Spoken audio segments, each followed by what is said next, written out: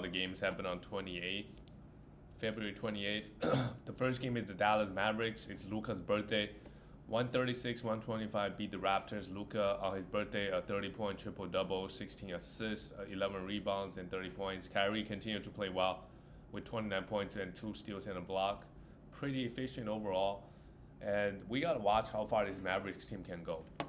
And in the playoffs.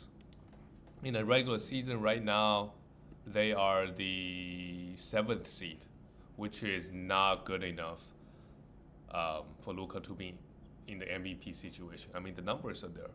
And also the West is super competitive, right? And talk about Daniel Gafford. Played 24 minutes. He and Derek, they are splitting the minutes, and nobody's really winning. But Derek had a huge game with 2 steals and 5 blocks.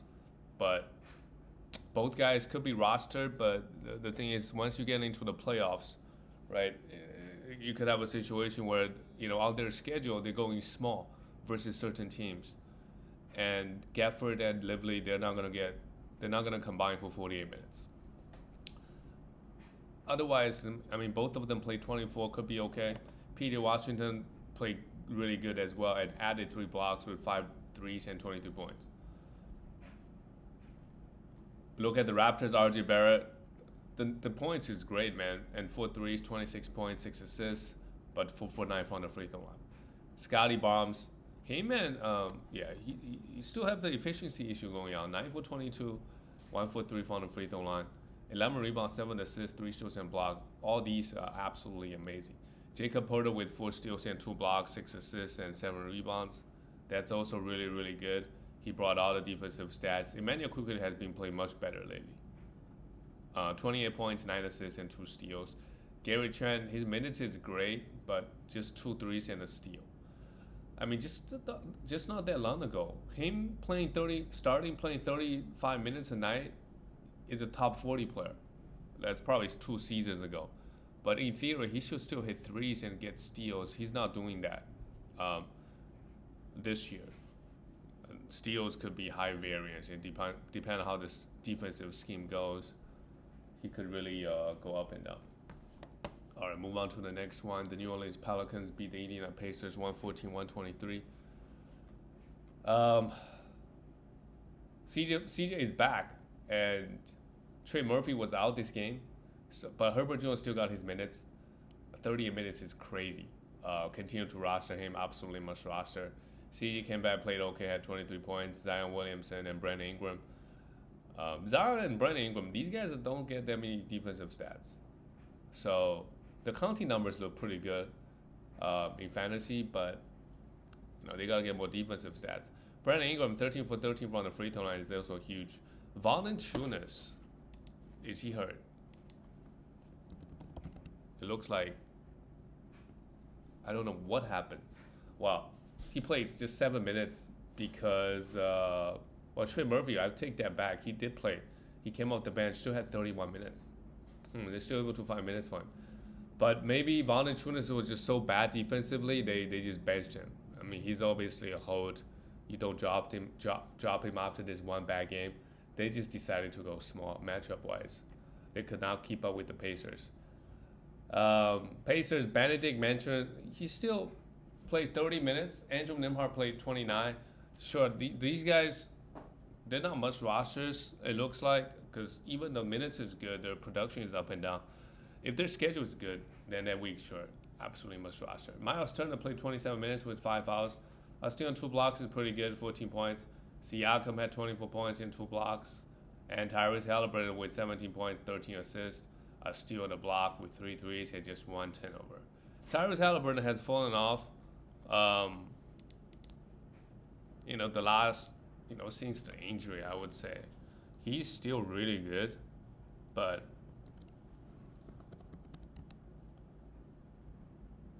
wow, not so much actually. In the last month, he's the 44th ranked player in 13 games. He's still getting the assists and the 3 and the steals, but I think the efficiency is off a little bit and the volume.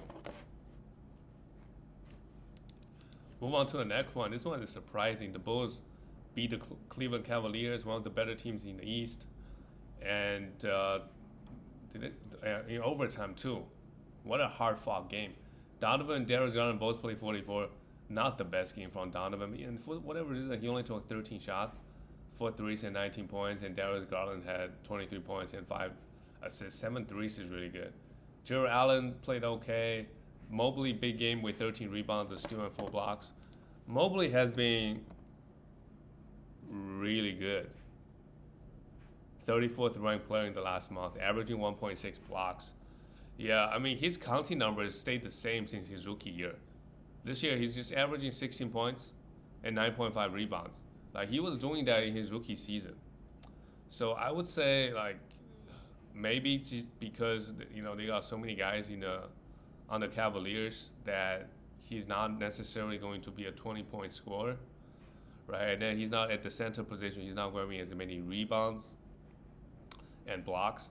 His field goal is still great, 61%. That's really good, but 63% from the free throw line. So a bunch of things he still needs to work on in fantasy.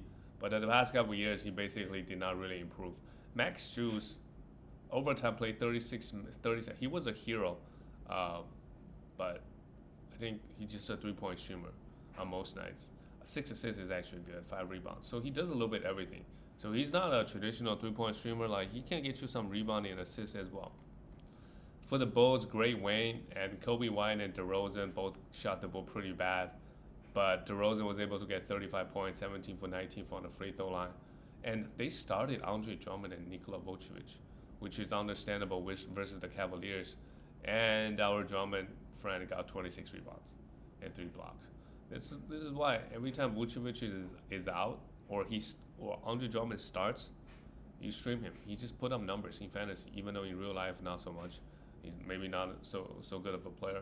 Ayo Dosunmu's minutes is insane as well. Absolutely must roster. Same thing with Kobe White. The minutes is insane. Had 12 assists, a steal and a block, and Vucevic brought the defensive stats out of nowhere. 2 steals and 2 blocks as well. Great win for the Bulls, but we all know where they're gonna end up.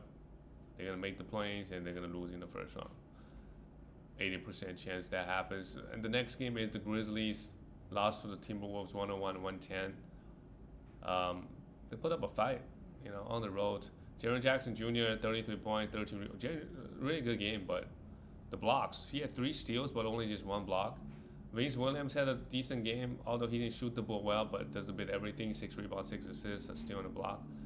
They gave Santi Aldama good minutes, finally. 36 minutes. I don't think he's a must roster, but he's a guy that you could stream at least, especially if the Grizzlies schedule coming up is great. I don't know if they are. Brought the defensive stats as well. Zaire Williams, he's been starting. If you want to take a look at him, he gets some rebound and threes. That's really it. Doesn't really offer anything else. But if you need those 2, look at him. And Jordan Goodwin, they started him. So if he starts, he gets a lot of defensive stats. So if he starts, he could definitely be a stream. Didn't shoot the ball well. But, I mean, they're just experimenting different lineups. They give D-Rose 5 minutes. Right? Gigi Jackson came off the bench. Every once in a while, he's going to, go for 30. But most nights not doing so much. For the Timberwolves, Anthony Edwards, good game with 34 points, a block, 11 for 11 from the free throw line really stands out. Like, he needs to improve his free throws. Edwards, after this big free throw game, on the last month, he's 18th ranked player, shooting 83.5% from the free throw line, which is great. If he can shoot that for the whole season, his fantasy ranking is gonna go up quite a bit. Mike Conley, he just doesn't get big minutes now, but he still added 7 assists and 5 rebounds. So that's good enough for me. And Rudy came back, had 8. Just, the minutes is not there yet. Is okay. And Cat brought 3 steals and a block, 11 rebounds. But, Cat, if he's not playing at the center, the blocks, the rebounds, those numbers go down. And his field goal will go down a little bit probably, but he hits more threes. Jaden McDaniels, he's been getting the defensive stats a little bit more, I think, the past 2 or 3 games. If you want defensive stats, maybe take a look at him now. Maybe he's picking it up just a little bit. Moving on to the next one, the Kings lost to the Denver 96-117. This guy is great, Nikola Jokic. But the thing is, the Thunder and Timberwolves, they keep winning. The Nuggets on a 4-game winning streak. How about Thunder, 6-game winning streak? How about Timberwolves, 3-game winning streak? These teams, although they probably just didn't play high-quality teams, but they're racking up wins. The Kings, well, they also did not have De'Aaron Fox. That's right. So Sabonis had an okay game. So without De'Aaron Fox, because the blowout, Malik Monk didn't really get to eat a lot more. Chris Duarte is on this team. He got the most minutes, but you know he's not really fantasy relevant. Keegan Murray had a great game. That's more like it. If you held on to him, you're reaping benefits just a little bit. Let's see how. I mean, his minutes is great, and supposedly his game is pretty fantasy friendly. Efficient, hit some threes, can get some defensive stats. Kevin Huerter, not so much. Davion Mitchell, he's a defensive specialist, but even with De'Aaron Fox out, he plays his 50 minutes. Just not good versus Denver here. For Nuggets, Jokic, of course, 32, easy triple-double. Jokic only got 14 points. That's no problem. Jamal Murray goes 13 for 15. Wow. This is Jamal Murray will have those games in the playoffs, and the opponent just has no chance, right? KCP with 3 steals and 16 points, pretty good. Michael Porter Jr., Aaron Gordon did their thing. This Denver team is rolling. But can they get the first or the second seed? If they can get the second seed, I think it could be big, because they get 2 home court most likely when they play the first and second seed. Now it's like if they do end up playing, although I don't know if Timberwolves can go this far or Oklahoma City Thunder in the playoffs. But I think having home court can swing the odds by like 20% probably. The next one is, this is a good comeback by the Lakers, 116-112. LeBron went off with 34 points, 8 assists, 7 for 12 on 3-point range. That is huge with 2 blocks. But he started missing games a little bit. AD, great game, 20 points, 2 steals, and 3 blocks. AD just needs to focus on getting those defensive stats. He doesn't need to score 30 every night. Austin Reeves had 13 points, 5 assists. Is okay. Like, we still roster him. And D'Lo, very efficient game. Unlike D'Lo, still had 3 turnovers, but 18.6 assists and 3 threes is good enough. And Rui Hachimura has been starting again. If you need points, rebounds, efficiency, you can roster Rui Hachimura, but he offers nothing else. He doesn't even really grab that many rebounds now. Like, only 2 here. And for the Clippers, this is a bad loss, and they've fallen off quite a bit. They're 5-5 in their last 10, lost 2 straight. James Harden with 2 threes, 23 points, 9 assists is okay. Harden overall had an okay game. Paul George did not play. Kawhi Leonard, just again, great efficient night. 3 threes, 26 points, but he could not hit the shot to tie the game with 4 seconds.